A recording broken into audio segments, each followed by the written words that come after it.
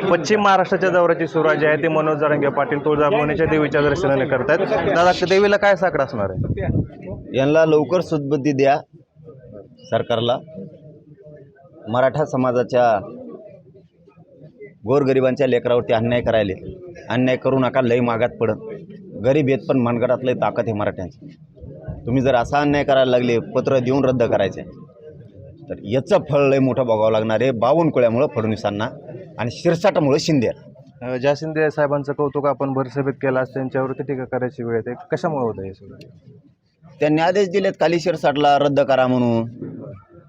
फडणवीसनी त्या बावनकुळ्याला दिलेत प्रमाणपत्र रद्द करा. कस काय रद्द होते?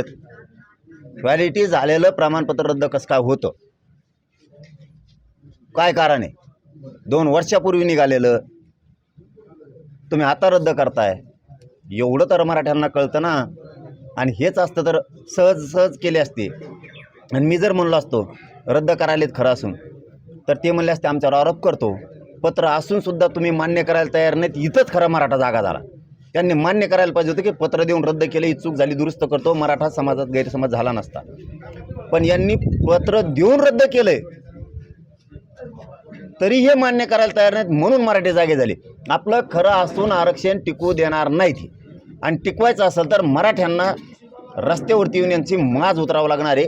यांच्या डोक्यात जी शब्द गेलेला आहे, आपलं कोणी काही करू शकत नाही. त्यांना वाटतं बहुमत आहे. बहुमताचं आम्ही आणलं ना, तुम्हाला काय लागतं यार तुम्हाला नीट करायला? आत्ता नीट करतो जात होतो आम्ही. तुम्हाला तुम्ही फक्त चूक दुरुस्त करू नका, नीट कसं करतो बघा तुम्हाला. बावनकुळ्यांवर देखील आपण निशाणा साधलाय. आणि निशाणा साधायला तो काय ती निशाणा लागी नाही. ते तुम्ही का बघितलं की तो प्राणी वेगळा दिसतोय, मराठ्याच्या मुळावर बसलाय. त्याचे काय ते रूप,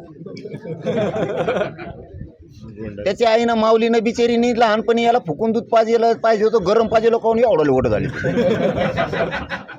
हडप्पा संस्कृती नाही कधी, केंगाडी मेंगाडी. अरे काय तू माणूस, काय गरीबाच्या मुळावर उठला तो, यामुळे फडणवीस संपायला लागला ना. आता पुढचं आंदोलन जे असणार आहे शेवटचं आणि निर्णायक असणार आहे का? यांचं माज उतरणारच असणार आहे. आता माझ्या मराठ्याच्या लिकेबाळीवर का अन्याय केला, का प्रमाणपत्र रद्द करायला, शाळा शिकणाऱ्या पोरांना धाक पडायला ना, हे खरं आहे का खोटं आहे आरक्षण? कारण त्यांना असं वाटतंय रद्द झालंय म्हणजे घ्यावं का नाही आता प्रमाणपत्र, गॅजेट घ्यावं का नाही घ्यावा, ही संभ्रम निर्माण केला.